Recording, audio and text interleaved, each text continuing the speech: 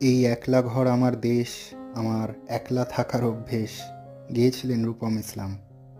হয়তো কোনো ব্যক্তিবিশেষের দৃষ্টিভঙ্গি থেকেই, কিন্তু দৃষ্টি প্রসারিত করে বৈশ্বিক দৃষ্টিকোণ থেকে দেখলেও কথাগুলো কাকতালীয়ভাবে আশ্চর্য রকম সত্য বলে প্রতিভাত হয়।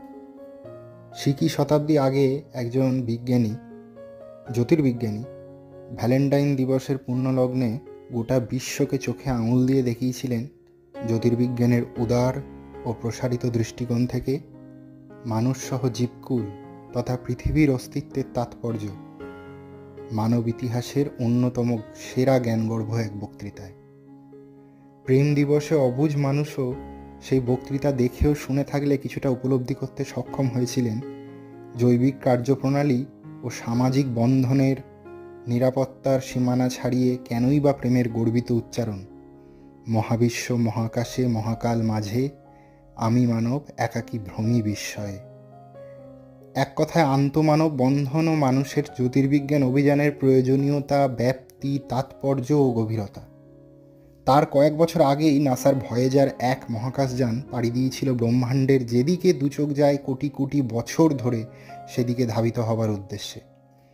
আর তার সঙ্গে ছিল একটি সোনার পাতে মোড়া তামার ফোনোগ্রাফিক রেকর্ড, এই আশায় যে কোনোদিন যদি মহাবিশ্বের কোনো উন্নত প্রাণী এই সংকেত খুঁজে পেয়ে রেকর্ডটি বুঝতে পারে, তাহলে জানতে পারবে ব্রহ্মাণ্ডের সময়রেখায় ও ব্যাপ্তিতে কোন স্থানাঙ্কে আমাদের এই সভ্যতা ছিল, আমাদের কি সৃষ্টি ছিল।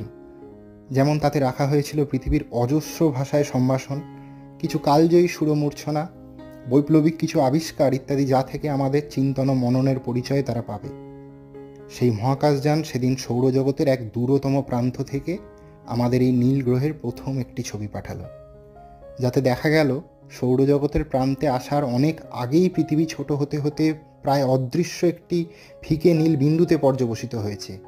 আর নেপথ্য থেকে বিজ্ঞানী কার্ল সাগানের কণ্ঠ, তিনি মনে করাচ্ছেন এই প্রান্ত থেকে দেখলে পৃথিবীর কোনো তাৎপর্যই নেই এই অনন্ত মহাবিশ্বে, কিন্তু যদি ভেবে দেখি এটাই আমাদের একমাত্র আশ্রয়, একমাত্র ঘর, এতেই অদ্যাবধি আমাদের সমস্ত কার্যকলাপ, আমাদের লেখা সব সনেট, প্রেমপত্র, সব সাম্রাজ্যের গঠন ও ধ্বংস, সব রাজা ও কৃষক, সব নীতিশিক্ষক ও সব দুর্নীতিগ্রস্ত নেতা, সব ধার্মিক, রাজনৈতিক ও আধ্যাত্মিক তত্ত্বের প্রবক্তা, সবাই যা করেছেন এই রঙ্গমঞ্চেই।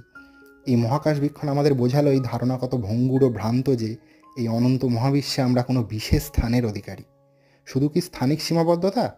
এই ব্রহ্মাণ্ডের এখন অবধি বয়স প্রায় 1370 কোটি বছর, আর আধুনিক মানুষের আগমন এই সেদিন মাত্র কয়েক লক্ষ বছর আগে। অর্থাৎ মহাবিশ্বের মোট জীবনকালের এক পলক মাত্র মুহূর্তে আমাদের পদচারণা। প্রেক্ষিত দিয়ে বোঝার সুবিধার্থে এই মহাবিশ্বের এখন অবধি বয়সকে একটি বছর ধরলে 31শে ডিসেম্বরের রাতের শেষ কয়েক সেকেন্ড মানবজাতির বয়স। কিন্তু তাহলে কি আমরা এতই তুচ্ছ ও তাৎপর্যহীন? সাগান বোঝালেন কেন ঠিক তার উল্টোটাই বিজ্ঞানের মূল শিক্ষা।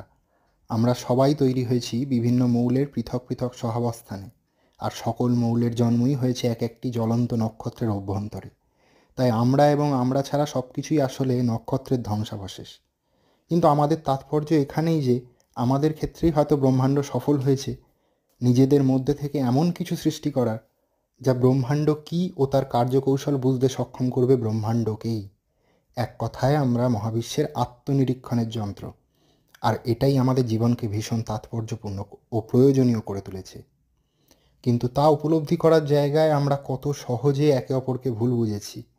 মহাবিশ্বের নিরিখে অপরিমেয়ভাবে ক্ষুদ্র সময় ও স্থানের প্রভু হবার বাসনায় দিগ্বিজয়ীরা কত রক্তগঙ্গা বইয়েছে, কত খুলির স্তূপ বানিয়েছে। কিন্তু আমরা যে মুহূর্তিক জীব, তাহলে আমাদের সব অভিজ্ঞতা কি সাময়িক মোহমায়া আর সেজন্য বর্জনীয়? সংসার ত্যাগী সন্ন্যাসী বা মৃত্যু পরবর্তী অনন্ত সুখের স্বপ্নবিলাসী ব্যক্তি কি তাহলে সুবিবেচক?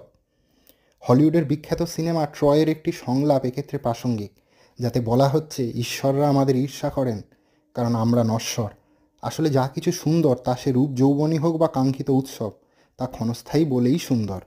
বৈজ্ঞানিক অনুসন্ধান বলছে ব্রহ্মাণ্ডে অবিনশ্বর শুধু এই সৃষ্টি ধ্বংসের চক্র, যা যথেষ্ট একঘেয়ে।